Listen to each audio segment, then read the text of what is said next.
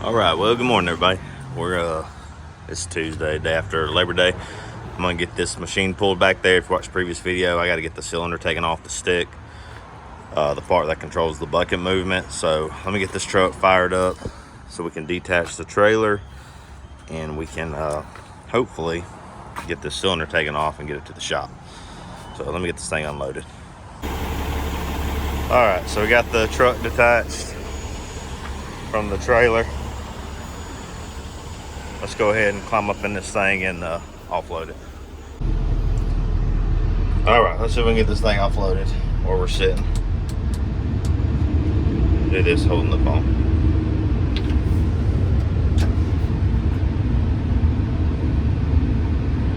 Problem is I got power lines right there above me. I got a power pole behind me.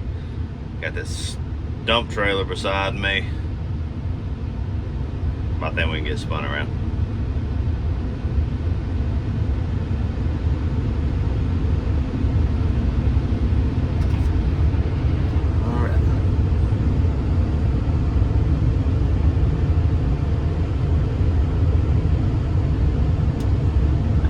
Good.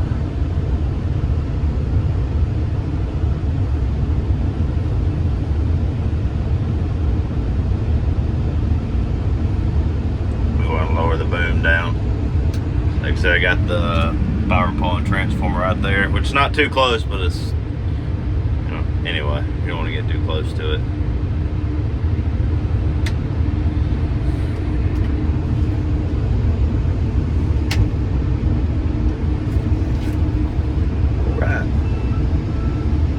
And don't be scared if y'all run low boys and stuff. I see a lot of guys use their hands. Believe it or not, you have better control using your feet. Your legs are kind of locked in place. You're sitting down. If you use your hands, you get a lot of movement. You could jerk one way or the other. So just use your feet.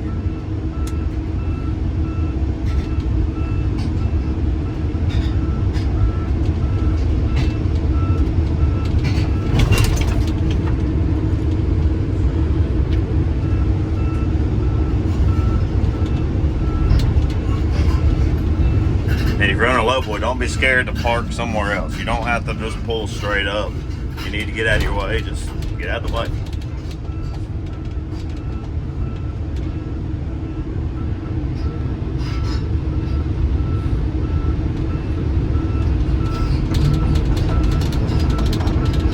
Let me walk this around here to the back so we can get the cylinder off, and I'll catch back with y'all in a minute.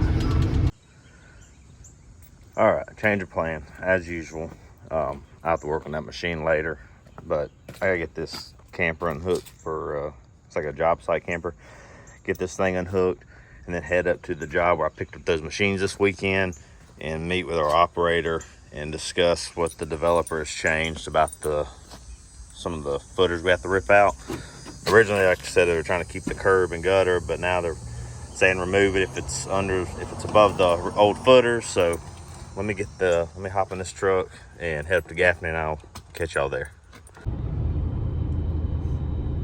All right, so we're making our way up there to Gaffney. They're actually building a bank right there. And when I was a kid, or teenager, I actually worked at a gas station that used to be there. Now it's becoming a bank. Crazy, things change. All right, I'll see you guys at the job. This is what you get. Get in a hurry, leave the shop, and forget to get gas. So here I am getting gas at a QT when I've got gas at the shop.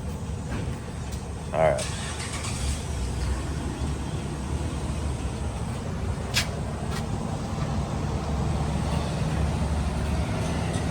At least gas is coming down some. All right, I'll see y'all at the job. I hated I had to stop, but it gave me a reason to get some fresh coffee and a protein bar. All right, so I'll munch on that on the way up the road. We got about an hour drive, so I'll catch y'all there. All right, we're here at the job. This is the bank job.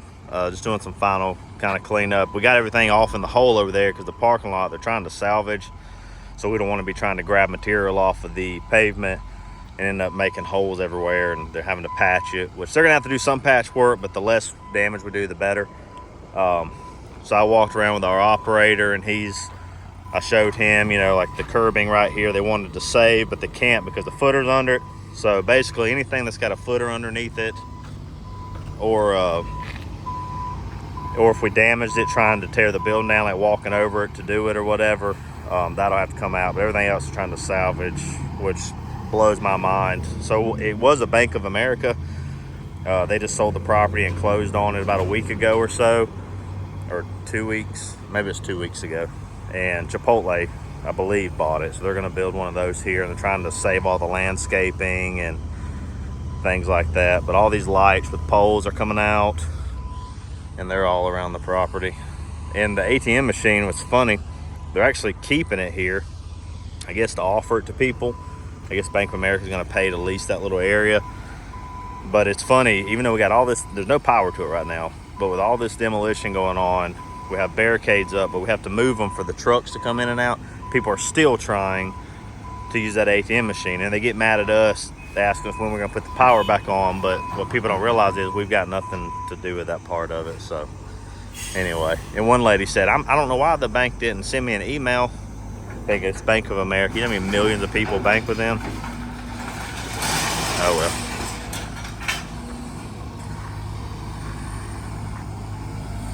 Yeah, that metal, a lot of that metal come out of these safes. All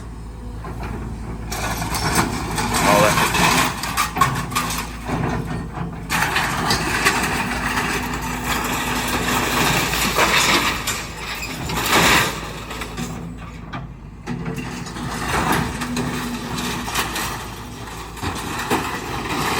And that expanded metal is like 1 inch expanded metal, which is similar to what they build little trailers out of. And that's how they build the safes, to reinforce the concrete.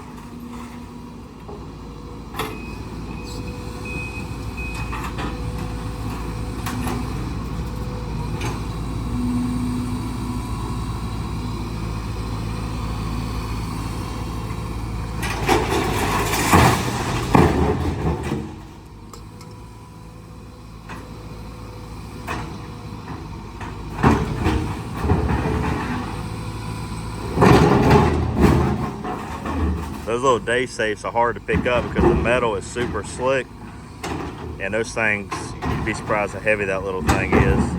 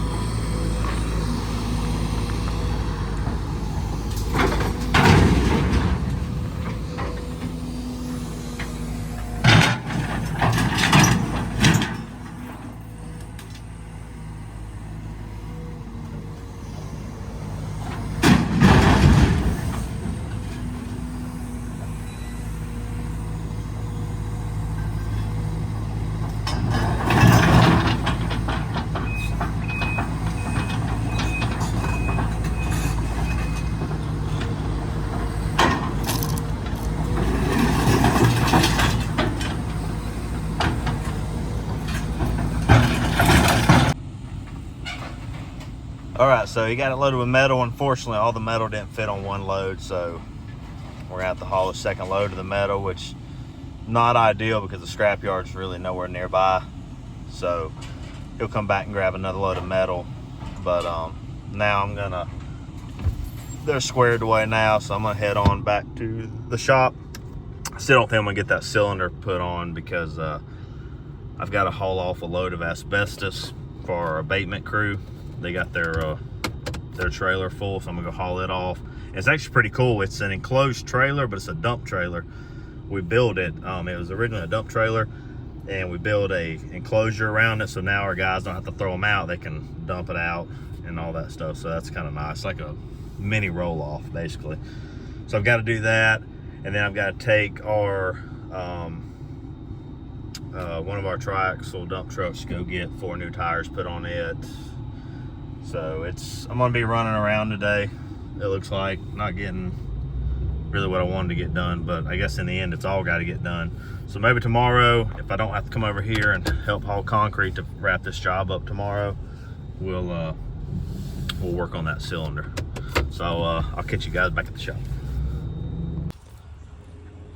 Oh, so this is what I was talking about. It's just a 7x14 dump trailer, but we built this kind of like an enclosure on it.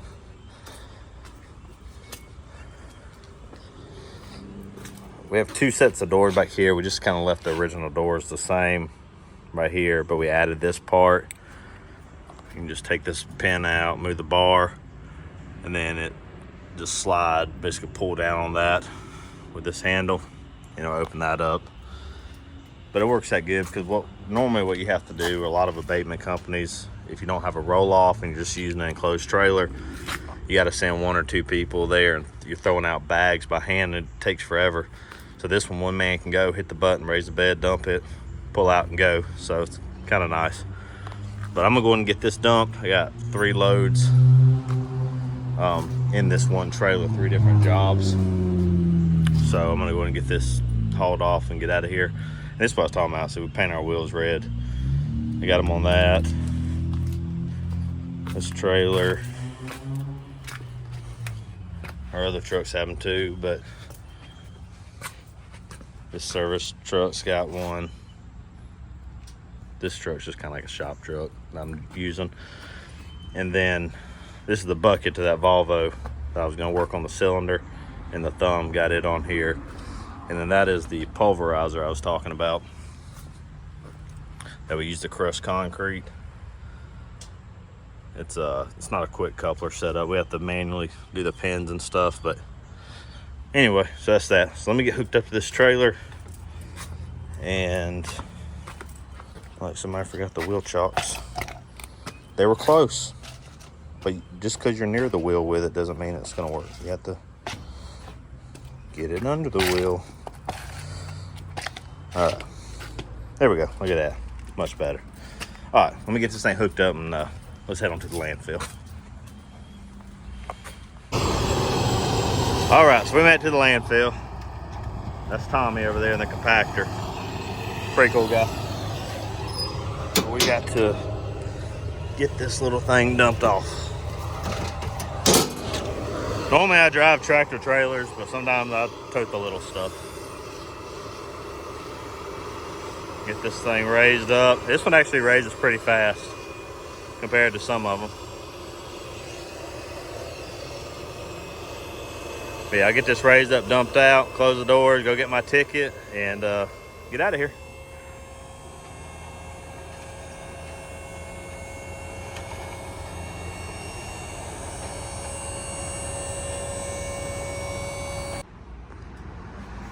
All right, so now on the list for today is I'm gonna take this truck down to the tire store. You can see these things are pretty bad. Well, that one's actually pretty good, but these tires are pretty shot.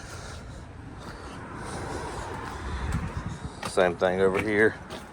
You can see they're wore down, which is, I'm actually happy to see them wore down. Most of the time we get rebar stuck in the side of them at these landfills or something. So the fact that they lasted their whole life, I'm good with. So let me get this thing fired up and head on down to the landfill, or not landfill, dang, tire store.